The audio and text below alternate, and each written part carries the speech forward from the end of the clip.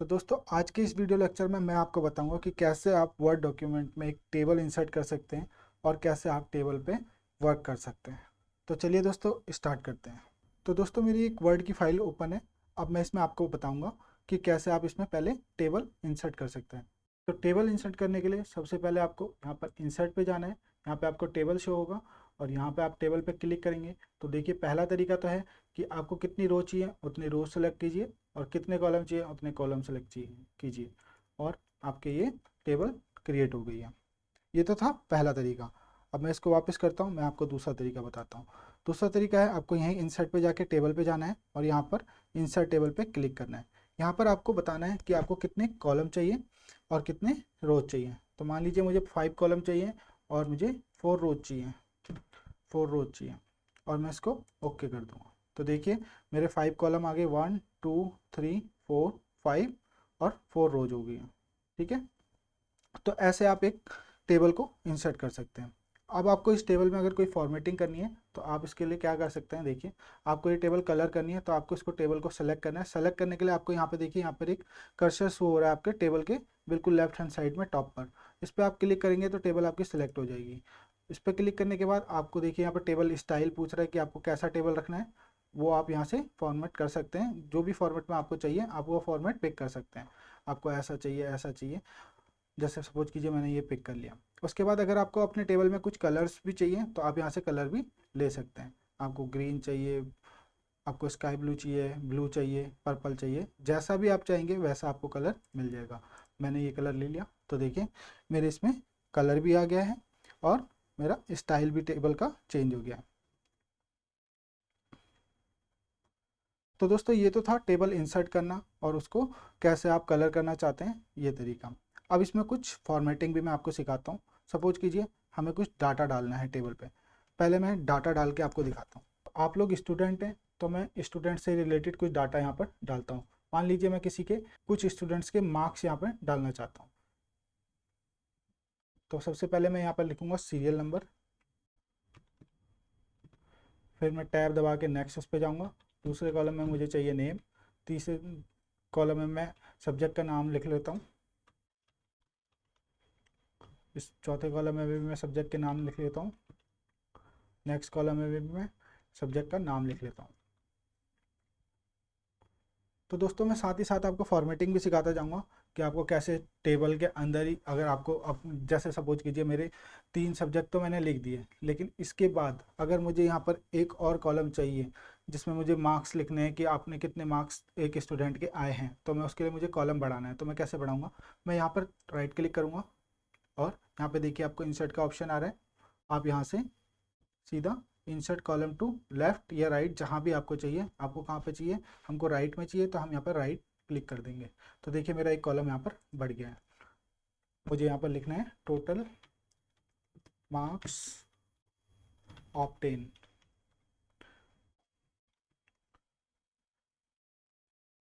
अब मेरे को एक और कॉलम चाहिए जिसमें मुझे टोटल मार्क्स शो कराने हैं कि इतने टोटल मार्क्स हैं और उसमें से स्टूडेंट के इतने मार्क्स आए हैं। तो मेरे को एक और कॉलम बढ़ाना है, तो मैं वही इंसर्ट पे जाऊंगा और इंसर्ट कॉलम टू राइट पे क्लिक कर दूंगा और मैं यहाँ पर फिर से एक हेडिंग डाल दूंगा, टोटल मार्क्स।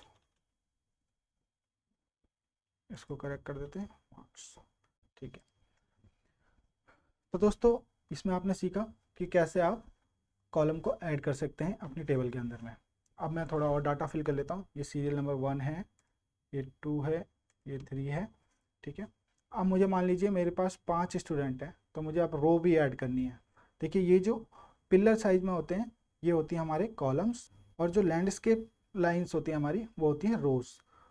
ठीक है। अब मुझे यहाँ पर रो एंटर करनी है तो मैं यहीं इंसर्ट पे जाऊँगा और देखिए यहाँ पर ऑप्शन आ रहा है insert row above, insert row below.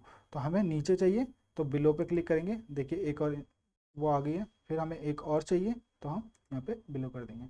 हम यहाँ पर अपने सीरियल नंबर बढ़ा लेंगे 5। अब मैं यहाँ पे स्टूडेंट्स के नाम लिख लेता हूँ। नेक्स्ट स्टूडेंट का नाम लिख देते हैं, उसके बाद नेक्स्ट, उसके बाद अब मेरे को इनके मार्क्स लिखने हैं तो मैं मार्क्स भी लिख लेता हूँ।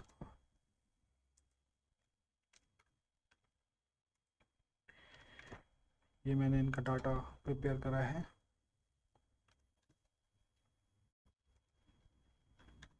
मैं इन्हीं डाटा को अलग अलग जगह पे कॉपी कर लेता हूँ, Ctrl+C।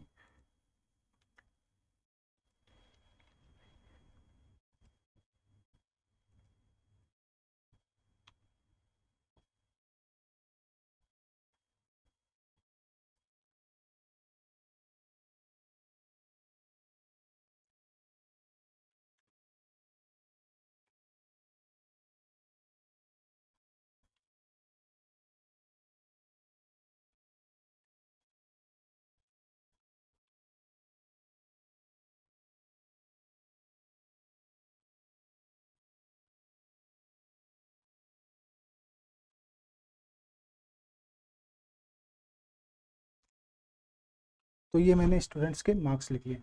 अब ये टोटल मार्क्स कितने में से आए हैं ये लिख लेते हैं। टोटल मार्क्स आपके, अगर 3 पेपर है, हम 100 ईच का मानते हैं, तो 300 में से ये मार्क्स आए हैं। मैं इसी को कॉपी कर लेता हूँ, Ctrl+C, Ctrl+V, Ctrl+V, Ctrl+V, Ctrl+V। मैंने टोटल मार्क्स यहाँ पे लिख दिए। अब मुझे इनके टोटल मार्क्स कितने आए हैं वो लिखना है।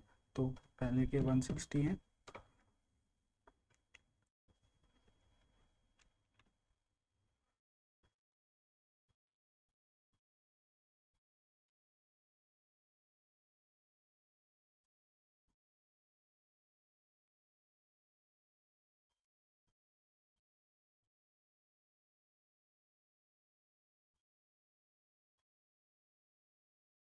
तो ये मेरी एक टेबल तैयार हो स्टूडेंट डाटा की।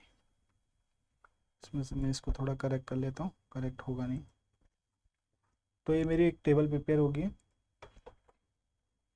अब दोस्तों मुझे इसमें फॉर्मेटिंग करनी है। मान लीजिए मेरे को इसका कलर चेंज करना है, तो मैं इसको सेलेक्ट करूँगा और इसको रेड कर दूँगा। अगर हमको कोई भी टेक्स्ट को अपना चेंज करना है तो वो यहाँ से हम कर सकते हैं। ठीक है, आपको इस सेल का आपको इस सेल का अगर कलर चेंज करना है तो आप ऐसे कर सकते हैं। यहाँ से जो भी आपको कलर चाहिए आप यहाँ से जाके कर सकते हैं।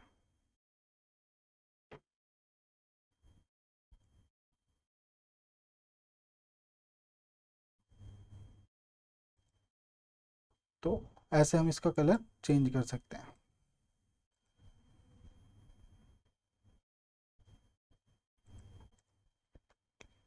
तो आपको ये समझ में आया।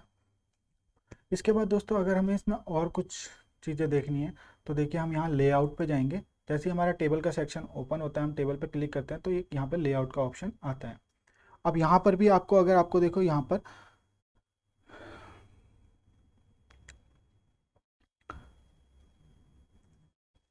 अब देखिए दोस्तों, जैसे ही मैं इस पर टेबल पे क्लिक करता हूँ तो हमारा यहाँ पर एक टेबल डिज़ाइन और लेआउट का ऑप्शन ओपन होता है। यहाँ से हम टेबल की हाइट और विड्थ को डिसाइड करते हैं। अगर हमें हाइट बढ़ानी है तो हमारी टेबल की हाइट ऐसे बढ़ सकती है। हमें विड्थ कम करनी है तो कम कर सकते हैं, बढ़ानी है बढ़ा सकते हैं, इसको कम करना है कम कर सकते हैं। जैसा भी हम चाहें वैसा हम इसमें कर सकते हैं। ठीक है दोस्तों। इसके बाद अगर हम ये चाहते हैं कि हमारा इसमें ये जो मेरा फ़ॉन्ट है ये 3 लाइनों में अलग अलग आया है, मैं चाहता हूँ कि ये एक ही लाइन में आ जाए या ऑटो फिट हो जाए टेक्स्ट, तो उसके लिए हमें क्या करना पड़ेगा, इसको सेलेक्ट करते हैं हम। और यहाँ पर देखिए ऑटो फिट की कमांड आ रही है, आप इस पर क्लिक करेंगे, ऑटो फिट कंटेंट। देखिए मैंने जैसे ही क्लिक किया सारे के सारे अपने अपने ऑटो फिट हो गए। जितना स्पेस उस रो को और उस कॉलम को चाहिए था उतना स्पेस लेने के बाद नेक्स्ट लाइन अपने आप आ गई है। और जितना भी एक रो और कॉलम को स्पेस चाहिए उतना ही स्पेस उन्होंने लिया है। तो यहाँ से हम ऑटो फिट भी अपने टेबल को कर सकते हैं। नेक्स्ट आते हैं दोस्तों लेआउट में ही। अब अगर हमें कोई सेल डिलीट करनी है तो हम उसको सेलेक्ट करेंगे और यहाँ से डिलीट से delete cell, delete set left.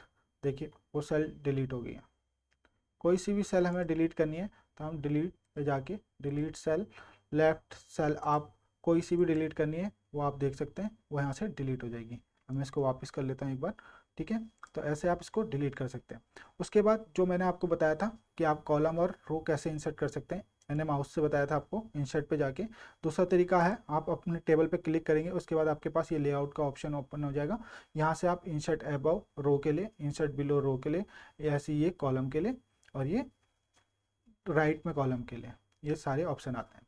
अगर आपको अपनी टेबल को स्प्लिट करना है तो आपको जहाँ से भी स्प्लिट करना है, जिस लाइन से पहले तो उससे पहले नेक्स्ट लाइन में आपको कर्सर क्लिक करके रखना है और आपको लेआउट में जाना है और आप यहाँ पे आप देखिए स्प्लिट टेबल का ऑप्शन आ रहा है। आप यहाँ पे क्लिक करेंगे तो देखिए यहाँ पे से आपकी टेबल कट हो गई है। आप दोबारा चाहते हैं कि आपका ये सेकंड लाइन भी स्प्लिट हो जाए तो आपकी ये भी स्प्लिट हो जाएगी। आप चाहते हैं थर्ड लाइन भी स्प्लिट हो जाए तो आपको फोर्थ पे रखना है और ये भी स्प्लिट होगी। आपको उससे नेक्स्ट पे रखना है और स्प्लिट कर देना है, आपकी सारी टेबल स्प्लिट हो गई है। उसके बाद आते हैं दोस्तों, मैं इसको कंट्रोल जेड करके फिर से एक टेबल फॉर्म में ले आता हूँ, लेआउट पे ही आते हैं। उसके बाद नेक्स्ट आते हैं दोस्तों, अगर आपको कुछ चीज़ इरेज करनी है तो आपको अगर इसका कोई वो इरेज करना है तो आप ऐसे इरेज कर सकते हैं। देखिए जो भी लाइन आपको इरेज करनी है टेबल की वो इरेज होती जाएगी इससे। ये देखिए